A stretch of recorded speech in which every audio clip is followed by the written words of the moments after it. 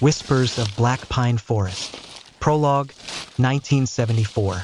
The first time anyone spoke about Black Pine Forest, it was already too late. On a cold October evening in 1974, four college students from Harrisburg decided to spend their weekend camping deep inside the Pennsylvania wilderness. Their names were Michael, Dean, Susan, and Carol. They were young, restless, and full of that invincible confidence that made them believe nothing bad could ever happen to them. The forest had been nicknamed Black Pine because of its dense canopy of towering pine trees. Even during the day, light struggled to reach the ground. At night, the woods turned into an ocean of shadows, where every branch looked like a claw and every gust of wind carried whispers. Locals had always avoided it. They said the forest didn't like visitors. Some warned about strange disappearances, while others simply shook their heads when asked. But students loved testing boundaries, and Michael had found a barely marked trail leading into the heart of Black Pine. "It's perfect," he said. "Remote, quiet, no park rangers to bother us." The first night was uneventful. They built a fire, roasted marshmallows, and laughed loudly into the darkness. But around midnight, Susan said she heard something. "It was like a woman crying," she whispered, clutching her sleeping bag. The others teased her. "You're spooked by owls," Carol laughed. Dean raised his flashlight and swept the trees, proving nothing was there. But Michael, who had wandered a bit farther, came back pale. "There's something out there," he said. "What did you see?" Dean asked. Michael hesitated. "Not sure." A figure, between the trees. They all laughed again, but their laughter was thinner this time. By morning, Carol was gone. Her sleeping bag was torn open, dragged several feet away, and there were footprints in the dirt. But they weren't shaped like human feet. Long, twisted impressions like something walking barefoot with claws. Panic erupted. They searched the woods, calling her name, until Susan found something hanging from a branch about 10 feet up. It was Carol's necklace, a silver locket, swinging slowly as if someone had just placed it there. By nightfall, Dean insisted on leaving, but when they tried to find the trail back, it was gone. They circled for hours, yet every direction brought them deeper into the forest. The trees seemed to close in around them. That night, Dean disappeared. One moment he was by the fire, the next he was gone, his half-burned marshmallow still on the stick. Susan screamed, sobbing that she saw someone standing behind him just before he vanished. A tall, dark silhouette, with arms that seemed too long, and eyes that glowed faintly in the firelight. By the third day, only Michael and Susan remained. They tried to stay awake, tried to keep the fire burning. But exhaustion won. When Michael woke, Susan was standing near the tree-line, whispering softly, her voice carrying into the night. He thought she was talking to herself. Then she stepped forward, deeper into the woods, as though someone had called her. Michael ran after her, shouting her name, but she was gone. The last thing he heard was her voice, echoing faintly between the trees. "I'm coming." Michael stumbled out of the forest 3 days later. His clothes were torn, his skin bruised and bloody, and his eyes wide with madness. He kept repeating the same words. The forest took them. It wants more. He was never the same again. He spent the rest of his life in a psychiatric ward, drawing endless sketches of trees filled with staring eyes. And no one ever found Carol, Dean, or Susan. Chapter 1, Present Day. 40 years later, Black Pine Forest was still avoided by the locals. Hunters didn't step foot there, hikers stuck to safer trails, and families told their kids not to wander too far. But legends have a way of attracting exactly the wrong kind of attention. That's how Ethan Price and his friends ended up planning a trip. Ethan was 26, a small-town mechanic with a taste for thrill-seeking. His group of friends, Lisa, his girlfriend, Brandon, his childhood buddy, and Taylor, Brandon's younger sister, were always chasing excitement. Haunted houses, abandoned asylums, late-night graveyard explorations, and now, the infamous Black Pine Forest. "It's just a creepy story," Brandon said as they packed their gear. "Nobody disappears in the woods unless they're drunk or stupid. We'll be fine." Lisa frowned. She had grown up near the area, and she remembered the old warnings. People have gone missing. There are newspaper articles. And my grandmother used to say the forest was cursed. That's what makes it fun. Ethan grinned, slinging his backpack over his shoulder. They arrived late in the afternoon, parking near the rusted "No trespassing" sign. The trail was overgrown but still visible, leading into the thick pines. The deeper they went, the darker it became. The forest swallowed the sunlight whole. Feels like walking into a cave, Taylor muttered. They hiked for 2 hours before setting up camp in a small clearing. Brandon gathered wood. Lisa cooked canned soup on a portable stove, and Ethan joked about calling the black pine monster to join them. But as night fell, unease settled in. The air was too still, too quiet. No crickets, no owls, no rustling leaves. Just silence. Anyone else feel watched? Lisa whispered. Brandon chuckled nervously. It's a forest. Animals live here. Yet when Ethan shined his flashlight into the trees, the beam caught something strange. Claw-like marks carved deep into the bark of several pines, as though something massive had raked its hands across them. Bear? Taylor asked. Too high, Ethan muttered. The scratches were nearly 12 feet above the ground. They tried to shake it off and went to sleep. But sometime past midnight, Lisa woke up. She thought she heard voices. At first it was faint, like wind moving through the trees, then clearer. Whispers, rising and falling, overlapping one another, as though dozens of people were speaking at once. She nudged Ethan awake. Do you hear that? He rubbed his eyes, annoyed. But when he listened, his face paled. Whispers, right outside the tent. Taylor stirred, whispering, It sounds like my mom. Brandon shook his head violently. Your mom's dead, Taylor. The whispers grew louder. Ethan grabbed a flashlight and unzipped the tent. The beam cut into the clearing. Nothing, just trees. But the whispers didn't stop. Instead, they shifted. They were now coming from the tree-line, beckoning, calling. Ethan swore he heard his own name, breathed into the night like a secret. Ethan. His heart thudded. Did you hear that? Lisa clutched his arm. Let's leave. Right now. But it was too late. From between the trees, a figure emerged. Tall, shadowy. Its limbs too long, its head tilted unnaturally. Its eyes glowed faintly like embers. The whispers stopped. And in the silence, the figure raised its hand, long fingers curling, and pointed directly at their tent. Part 2, The Lost Trail. The figure in the clearing was gone by the time Ethan blinked. 1 second it stood there, tall, shadowy, with ember-like eyes, and the next the space was empty. But the air felt heavier, charged with something unseen. No one slept the rest of the night. They huddled together, whispering, the campfire crackling weakly. Every snap of a branch made them flinch. By dawn, they decided to leave. Except the trail had vanished. Ethan swore he knew the direction. He pointed west, leading them for nearly an hour. But the woods looked the same in every direction. Endless walls of black pine trunks, identical paths, identical shadows.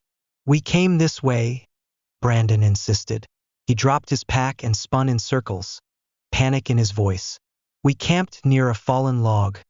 Where's the log? Where's the car? Taylor bit her lip, pale. It's like the forest moved. Lisa's breathing grew ragged. Forests don't move. But deep down, even Ethan felt it, the wrongness. The old journal. By late afternoon, they stumbled into another clearing. At its center was a fire pit, long cold, and scattered beer cans so rusted they fell apart when touched. Someone had camped here long ago. Beside the pit lay a torn canvas bag, moldy with age. Ethan pulled it open, half expecting raccoon bones. Instead, he found a notebook. The cover was leather, cracked and stained. Inside, the pages were warped from rain, but the writing was still visible, dated October 1974. Wait, Lisa whispered. That was the year those students disappeared. Ethan read aloud, his voice trembling. Night 1. Carol swears she hears someone calling her name. Dean says it's just the wind. Another page. Night 2. Scratches on the trees. Too high to be an animal. Something is following us. Another. Susan walked into the trees tonight. Said her mother was waiting. She didn't come back. And then the final entry, scrawled violently. The ink smeared with what might have been blood. Don't let him out. If you hear him, don't answer. The forest feeds him.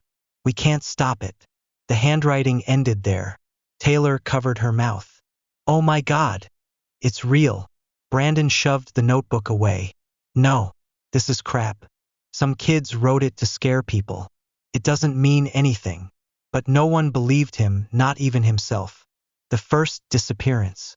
As night fell again, the group built another fire. No one spoke much. The journal sat between them like a cursed object. Lisa tried to stay awake, but exhaustion crushed her. Sometime past midnight, she opened her eyes to see Taylor standing at the treeline. Taylor? She whispered. Taylor didn't turn. Her body was stiff, her head tilted, like a puppet pulled by invisible strings. Lisa shook Ethan awake. They both scrambled out of the tent, rushing to Taylor. But before they reached her, she stepped deeper into the shadows. Wait! Ethan shouted. Taylor finally turned. Her eyes weren't her eyes anymore. They glowed faintly, the same ember orange they had seen before. Her lips moved, but the voice that came out wasn't hers. It was layered, distorted, like dozens of voices speaking at once. She's mine now. Then she vanished into the trees. Ethan chased after her, screaming her name.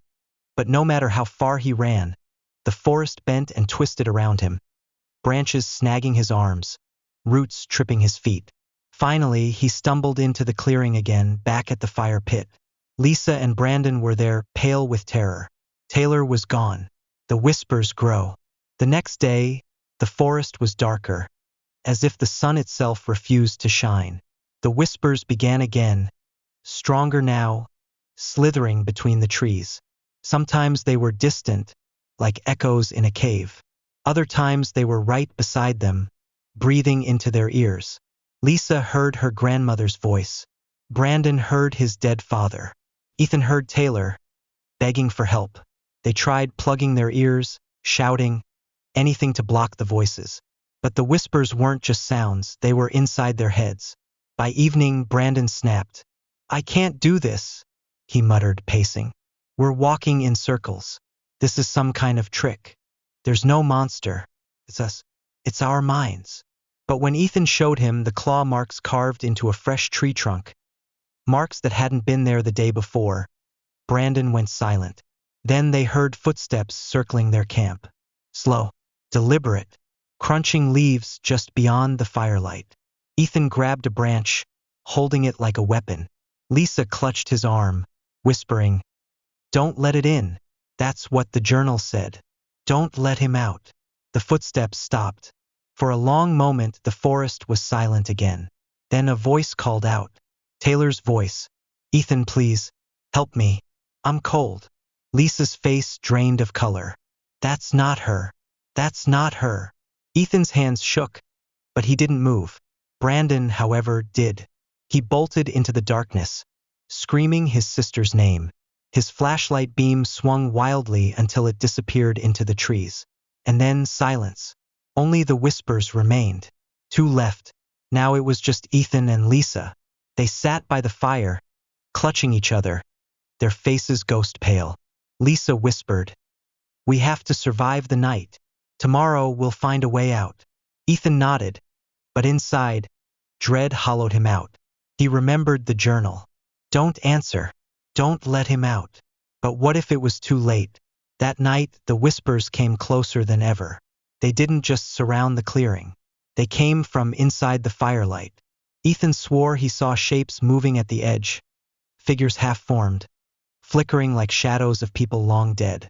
One by one, the whispers grew louder, until they formed a single voice. A deep, guttural growl that rattled their bones. One more, Lisa screamed, clutching her head.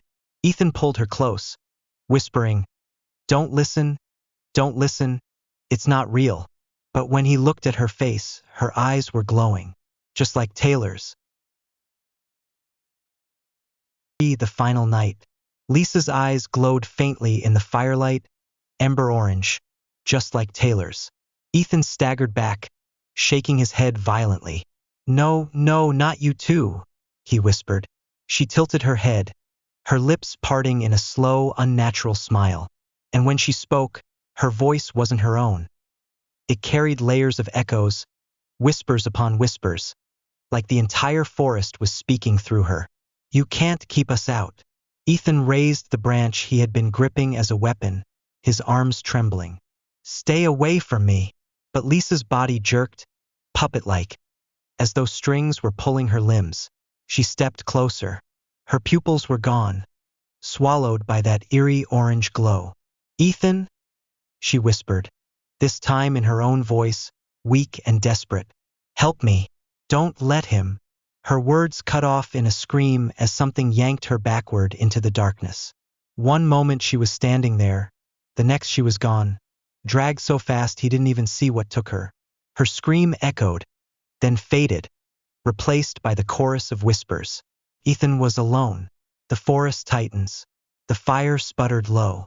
Ethan fed it with frantic handfuls of twigs, his chest heaving. Every instinct told him to run, but run where? There was no trail, no stars visible above the thick canopy, no sense of direction at all. Still, staying put meant waiting for the forest to take him too. He grabbed his pack, slung it over his shoulder, and stumbled into the dark. Branches clawed at his arms, his face, as though the forest itself tried to stop him. The whispers followed, sometimes behind him, sometimes ahead. Ethan, Taylor's voice. Ethan, Lisa's. Ethan, even Brandon's.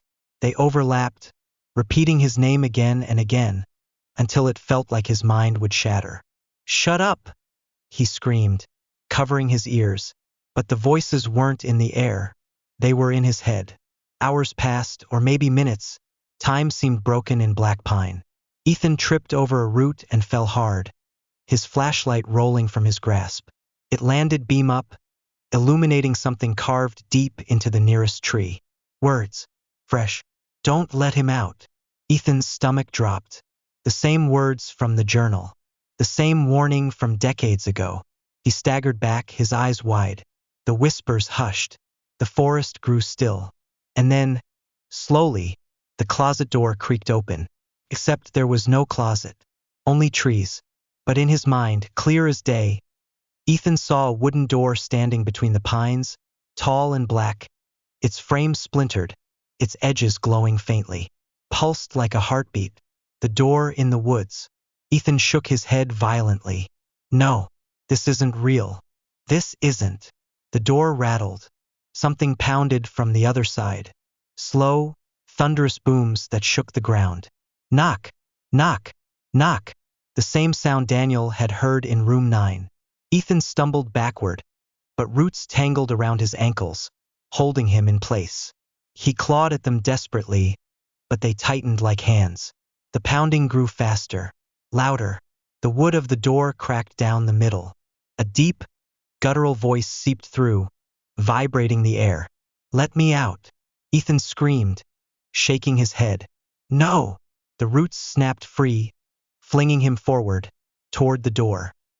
He slammed his hands against it, trying to hold it shut, though he hadn't meant to touch it at all. His palms burned against the freezing surface. The whispers roared around him now, all voices at once, shrieking, laughing, begging. And beneath them all, the low growl of the thing inside. One more. The door burst open. The thing in the pines. What crawled out was not a man, not an animal, not anything Ethan's mind could shape into sense. It was tall, its limbs impossibly long, bending at angles no body should bend. Its head brushed the canopy, its eyes glowing like molten coal. The stench of rot and soil filled the air. It leaned down, its face inches from Ethan's, and whispered with 1,000 voices. You kept me waiting. Ethan ran. He didn't think, didn't look back, just ran until his lungs burned and his vision blurred. Branches slashed his skin, stones tore his shoes, but he didn't stop. Behind him, the ground shook with every step the creature took. The survivor. When dawn finally broke, Hikers on the edge of Black Pine found him. Ethan Price stumbled out of the treeline, barefoot, covered in cuts, his eyes wild. He collapsed at their feet, mumbling incoherently. They rushed him to a hospital. Doctors treated his wounds, but they couldn't treat what was in his mind. He screamed at night, clawed at the walls, and begged them not to turn off the lights. Police went into the forest to search for Lisa, Brandon, and Taylor. They found the campsite. They found the torn tent. They found the journal. But no bodies. When they asked Ethan what happened, he only whispered 3 words over and over: "Don't let him out." Epilogue. Today, Black Pine Forest remains untouched. Rangers don't patrol it. Locals don't enter. Even seasoned hikers avoid its borders. But every so often, someone curious ignores the warnings. A YouTuber, a thrill seeker, a tourist. And every time, the forest grows a little quieter. Some nights, if you stand at the edge of the trees, you can hear it. Knock, knock, knock, like something pounding, far away, waiting for the next guest to let it out again.